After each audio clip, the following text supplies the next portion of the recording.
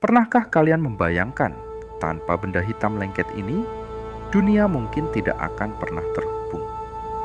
Kita menginjaknya setiap hari, melindasnya dengan roda kendaraan, namun jarang kita bertanya, dari mana benda ini berasal? Ternyata dalam catatan sejarah bukan dimulai dari revolusi industri, melainkan dari ribuan tahun sebelum Masehi, dari pengawet mumi hingga menjadi tulang punggung ekonomi modern. Inilah kisah panjang jejak hamparan hitam yang kita kenal dengan aspal.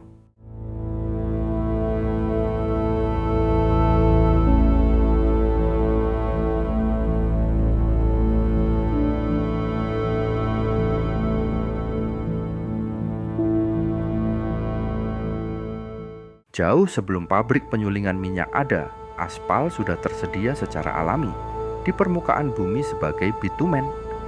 Bitumen adalah bahan hidrokarbon berwarna hitam, kental, dan lengket yang merupakan produk sampingan dari penyulingan minyak mentah. Di Mesopotamia, sekarang Irak, sekitar 3000 tahun sebelum Masehi, bangsa Sumeria menggunakan aspal alami untuk merekatkan batu bata dan melapisi kapal agar tidak bocor. Beralih ke Mesir kuno, aspal punya peran yang lebih mistis. Mereka menggunakan cairan hitam ini untuk membalsem jenazah agar awet selama ribuan tahun. Jadi, sebelum aspal menjadi alas kendaraan, ia adalah penjaga keabadian para raja.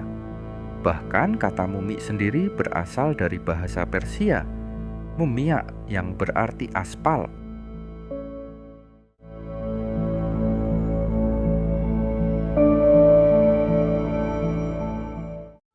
Pada abad ke-16, penjelajah Sir Walter Raleigh menemukan Danau Peach di Trinidad. Ia takjub melihat danau yang isinya bukan air, tapi aspal cair murni.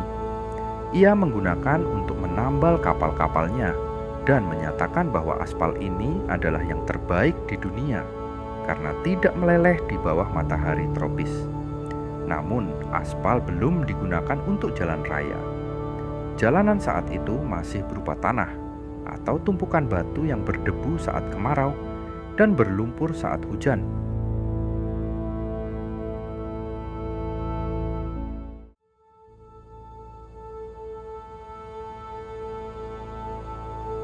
Perubahan besar terjadi pada abad ke-19, tak luput juga dari penemuan deposit aspal alami di Val de Travers, Swiss, pada tahun 1712 yang menjadi kunci perkembangan jalan aspal pertama di dunia.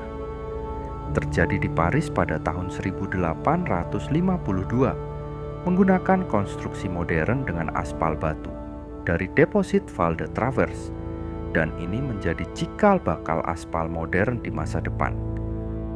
Cerita bersambung kepada seorang insinyur Skotlandia. John Loudon McAdam adalah seorang insinyur dalam bidang pembuatan perkerasan jalan. Dia menemukan sistem konstruksi perkerasan jalan dengan prinsip tumpang tindih dengan menggunakan batu-batu pecah ukuran 3 inci yang kemudian disebut dengan sistem makadam yang kita kenal sampai sekarang dengan istilah jalan makadam.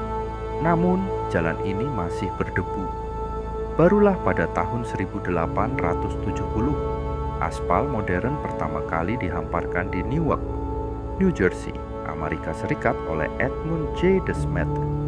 Terobosan ini diikuti oleh pembangunan Pennsylvania Avenue di Washington DC menggunakan aspal dari Danau Peach. Sejak saat itu, wajah kota-kota di dunia berubah selamanya. Jalanan menjadi hitam, halus, dan tenang.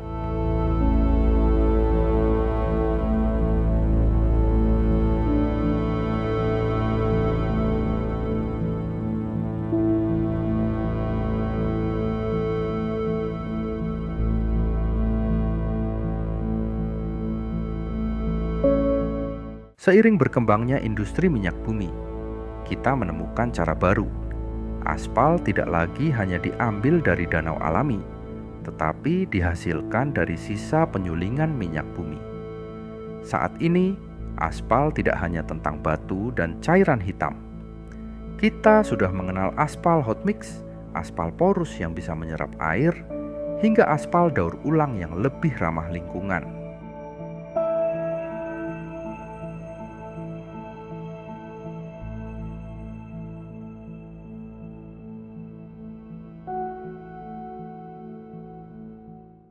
Berbicara soal aspal, Indonesia punya cerita istimewa.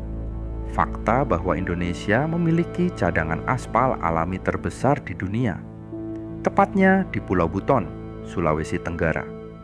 Aspal Buton atau asbuton ditemukan pertama kali pada tahun 1924 oleh geolog Belanda, W.H. Hetzel. Berbeda dengan aspal minyak hasil sampingan minyak bumi, asbuton adalah aspal alami yang terkandung dalam batuan. Ini adalah harta karun nasional yang kini terus dikembangkan agar kita tidak perlu lagi bergantung pada aspal impor. Dari sekedar perekat bata di zaman kuno hingga menjadi jalur nadi distribusi pangan dan perjalanan kita hari ini, aspal telah membuktikan perannya dalam membangun peradaban. Tanpa aspal, jarak akan terasa lebih jauh dan perjalanan akan terasa lebih melelahkan. Jadi, setiap kali kalian melintasi jalanan yang mulus, ingatlah bahwa ada sejarah ribuan tahun di bawah roda kalian.